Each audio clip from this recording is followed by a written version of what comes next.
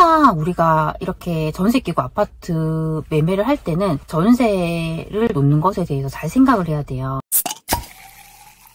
안녕하세요, 세비티입니다. 오늘 아이들 데리러 왔다가 잠깐 시간 나서 영상을 좀 찍게 됐어요. 최근에 제가 갖고 있던 분양권을 입주할 때가 돼서 전세를 놨어요. 그 이야기를 해드리려고 합니다. 저희가 전세 끼고 아파트 매매할 때 가장 중요한 게 전세를 놓는 거예요. 특히나 새로 입주하는 새 아파트 같은 경우에 전세를 놓기가 정말 어려워요. 그래서 제가 이번에 어떻게 하게 됐는지 말씀을 드리려고 합니다.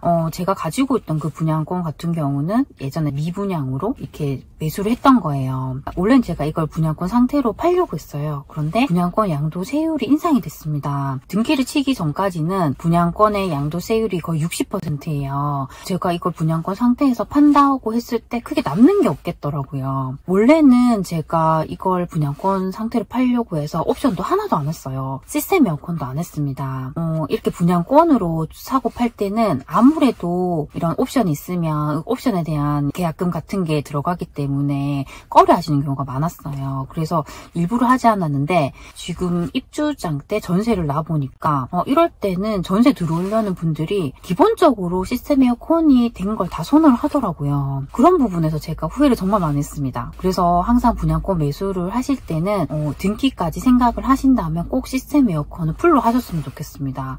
풀로 한다 하더라도 제가 최근에 알아보니까 1000만 원이 들지 않더라고요. 이걸 그냥 내가 투자를 한다고 생각을 하고 그렇게 하셨으면 좋겠습니다. 일단은 그렇게 제 물건에 대해서 객관적으로 바라봤어요. 그렇게 보니까 시스템 에어컨도 없었고 층 같은 경우에도 그렇게 고층이 아니었어요. 그렇다 보니까 아무래도 저는 경쟁력에서 떨어진다고 생각했습니다. 이럴 경우에는 그냥 과감한 결정이 필요해요. 저는 전세 가격을 확 낮춰야겠다고 생각을 했습니다. 보통 우리가 입주장에 있는 그 분양권의 전세 가격을 계산할 때 산식이 있어요. 그게 뭐냐면 분양가에다가 프리미엄을 더한 금액의 55% 수준이 적당하다고 할 수 있습니다. 이건 좀 보수적으로 보는 수준인데요.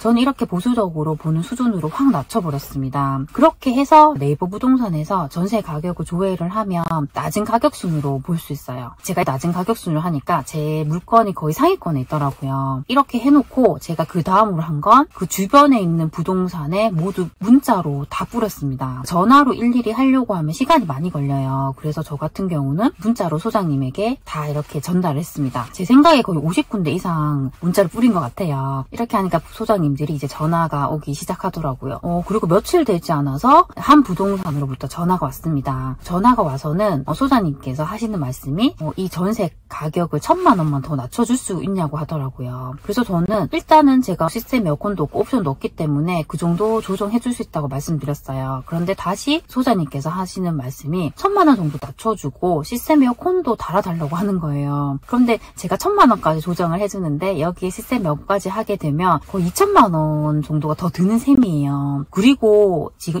입주장에서 시스템 에어컨 설치 공사를 하려고 하면 일단은 잔금을 치러야 된단 말이에요. 저는 지금 당장 잔금을 치를 수 없었기 때문에 이 부분은 좀 곤란하다고 말씀을 드렸어요. 그랬더니 한 이틀 정도 지나서 다시 그 소장님이 연락이 와서는 이분들이 시스템 에어컨 없어도 들어오겠다고 하더라고요. 그래서 다행히 전세를 놓게 됐습니다. 이 단지 같은 경우는 세대수가 거의 1000세대가 됐는데요. 처음에는 이 정도 물량은 충분히 괜찮겠지라고 생각을 했어요. 그런데 그 이전에 몇 개월 전에 입지가 좋지 않은 곳에 또 입주를 하는 물량이 있었던 거예요. 그게 제대로 소진이 되지 않으니까 여기까지 영향이 주더라고요. 입지는 아무리 이 아파트가 좋고 매매가가 높다고 하더라도 입지가 좋지 않은 아파트의 전세가가 낮게 책정이 되어 있기 때문에 그런 부분들이 다 영향을 주게 되더라고요. 그래서 거래가 잘 되지 않았고요. 안 그래도 최근에 매매 거래라든지 전세 거래 같은 것들이 전국적으로 잘 되지 않았잖아요. 그렇다 보니까 연락이 오는 데가 없더라고요. 되게 불안했었는데 저렴하게라도 이렇게 전세를 놓게 돼서 전 마음이 홀가분한 것 같아요. 그리고 저는 또 이렇게 생각을 해요. 이 전세 보증금이라는 게 제 돈이 아니잖아요. 어차피 세입자분께서 나간다고 할 때 내드려야 하는 돈이에요. 저희가 전세 보증금을 많이 받으면 내 투자금이 적게 들긴 하지만 그래도 이게 내 돈이 아니라고 생각을 하면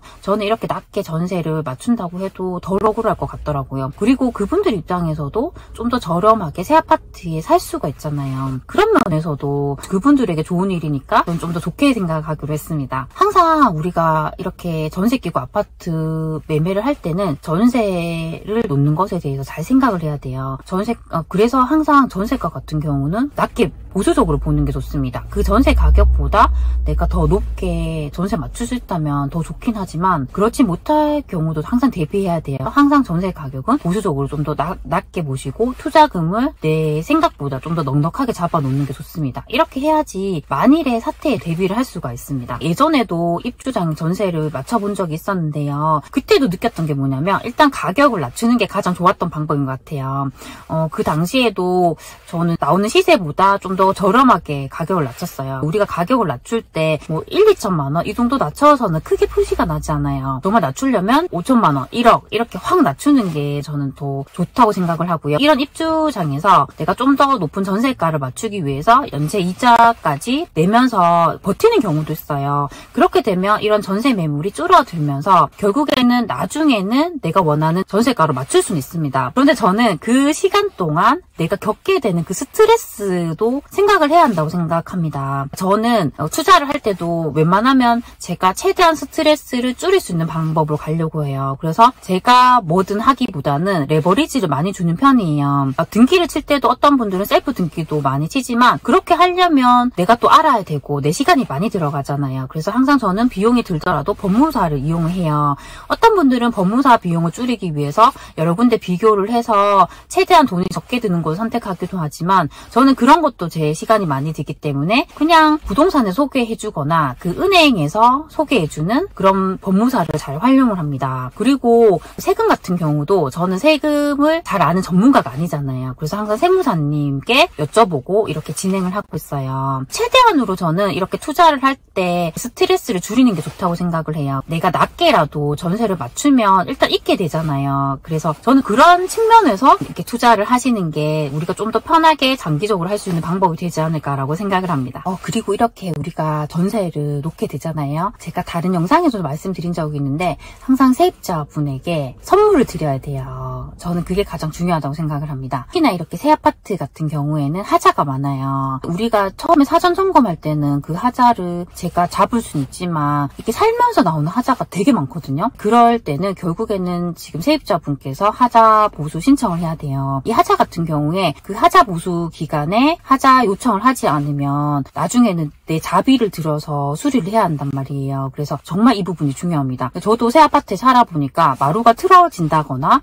정말 화장실 벽에 금이 간다거나 요즘에 정말 그런 하자들이 너무 많았어요. 그래서 꼭 세입자분에게는 선물을 드리면서 이렇게 잘 지내는 게 좋고요. 새로 들어오신 세입자분께서도 입주 청소와 뭐 줄눈을 해달라고 하더라고요. 이 정도는 충분히 해줄 수가 있어요. 저는 이왕 하실 거면 줄눈뿐만 아니라 탄성 코트까지 다 해주는 게 좋다고 생각합니다. 이게 세입자분에게도 좋을 수 있지만 이렇게 해놓으면 사용을 할 때 집에 손상이 덜 가잖아요. 그러니까 저에게도 좋기 때문에 저는 이런 부분들은 비용이 많이 들지 않기 때문에 최대한으로 해드리는 게 좋다고 생각을 합니다. 오늘은 최근에 제가 전세를 맞췄던 이야기에 대해서 들려드렸어요. 제가 오늘 드릴 말씀이 지금 전세를 맞춰야 하는 분들에게 조금이라도 도움이 되셨으면 좋겠습니다. 항상 제 영상을 시청해줘서 정말 감사드립니다. 그럼 다음 시간에 만나요. 안녕.